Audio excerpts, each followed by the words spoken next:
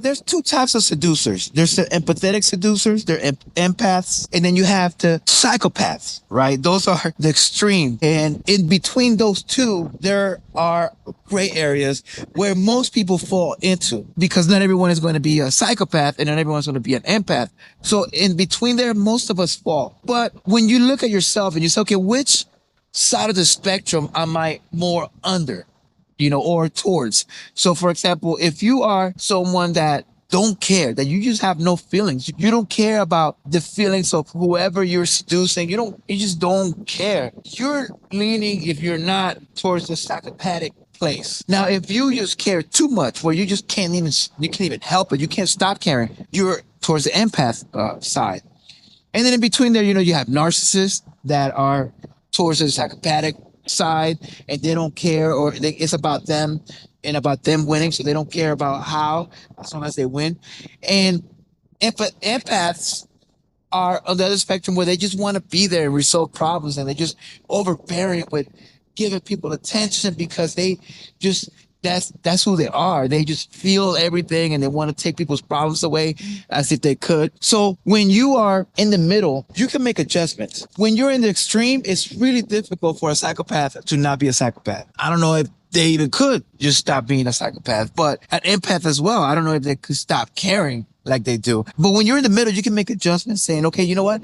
I'm leaning towards this end a little too hard, and maybe I should lean the other way. Or you can say, hey, maybe I should make this adjustment. And that's why you want to analyze yourself. And no one's going to know better than you where you fall between there. And to be honest, some of the greatest seducers, some of the best, most effective seducers are psychopaths. They really are. Narcissists.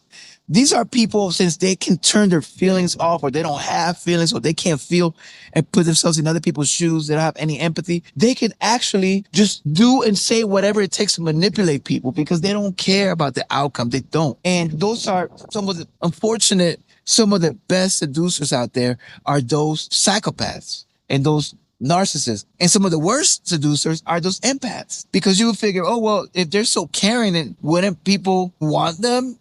But not really, because they're overbearingly caring.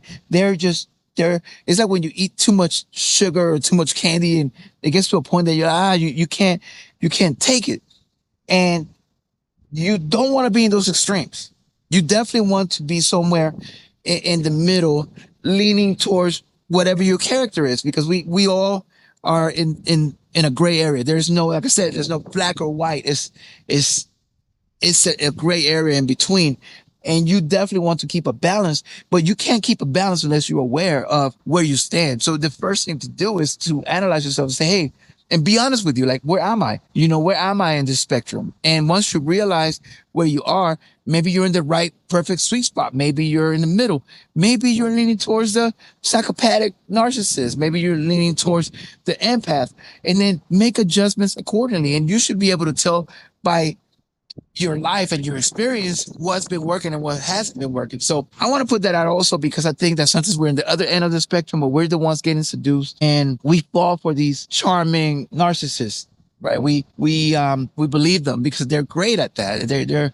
They'll do whatever it takes to win. And we got to be careful with that as well, because once we get to know ourselves and where we are, then we're able to spot people a little better.